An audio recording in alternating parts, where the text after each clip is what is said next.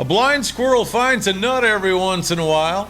I told you, take the Saints, give up the points, and don't bet the over. If you did, it worked out for you, huh? It's time to talk Saints football with your host, the one and only Steve Wiley. Okay, the Saints now have a chance to sweep the NFC South for the first time since the division was created in 2002. They've swept Tampa, they've swept Atlanta, and they've beaten Carolina, who they'll play on the last day of the season. By the way, Cam Jordan has sacked Matt Ryan more times than any player has sacked any other player in the history of the league. I'll drink to that. Welcome to Steve Wiley's Saints Minute. It's an awful lot of fun to shoot one of these after a win. Now, of course, in social media, a lot of folks were just finding all kinds of things wrong.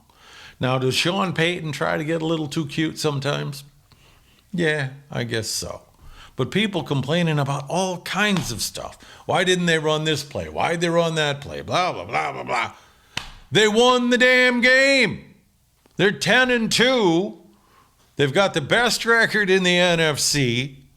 And over the course of the past two seasons, they are 8-0 with backup quarterbacks. Next man up. They're getting it done. All right, this is 2020. It's been a year of uncertainty, and of course, a lot of question marks have surrounded the Saints. Michael Thomas got hurt early in the season. Then there was some dissension. Will he be traded? Nope. When he comes back, will he be the same old guy? Well, Sunday against the Falcons, he had 9 catches for 105 yards. And then, of course, after the Denver game, some critics were going, Taysom Hill can't throw the ball. He was 27 of 37, pair of touchdowns, no picks. I guess that question's been answered. And the thing of it is, too, a lot of these, slash guys, utility players, whatever, don't like to throw it outside the hash marks. They don't feel confident about that. Taysom Hill was making throws that I think Drew Brees doesn't even attempt anymore. So it sounds to me like these questions. Oh, and of course the secondary. Start of the season, they were like toast. Well, somehow they stepped up, it's gelled, and everything's great. So it looks to me like all of these questions have been answered, and the Saints are in a good position for that stretch run. We got, 4 games left to go? People have had questions about Alvin Kamara, the game plan with Taysom Hill and everything, because he's not getting a lot of catches. He had 2 catches this Sunday against Atlanta. I think against Denver he had only 1 or none. On the other hand, though, against Atlanta, he did rush for 88 yards. The questions about Kamara, honestly, I think it's people overthinking. You could call it dumb talk. I'm not sure I want to go there. But really passionate fans sometimes get so far into the whole thing that they kind of magnify stuff. Alvin Kamara is one of the most versatile weapons in the NFL, one of the best running backs in the NFL. And he's going to be a prominent factor down the stretch. There's an old saying in the NFL that a running game and a defense are a quarterback's best friends. And this year's Saints are living proof of that. The last 2 weeks in a row, they've rushed for over 200 yards, and the defense has been lights out.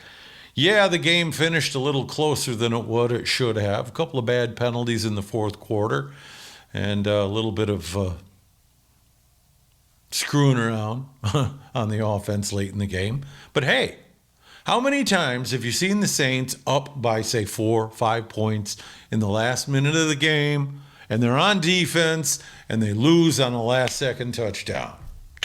Not this time, baby.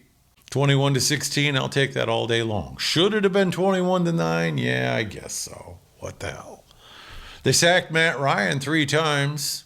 That's 11 times in the last 2 games. 20 times in the past 3. Some goofball on Facebook in one of the trash talk groups was going on about Ridley having his way with Marshawn Lattimore. What did the scoreboard say at the end of the game? Saints are 10-2. The Falcons are 4-8. See ya, dirty birds.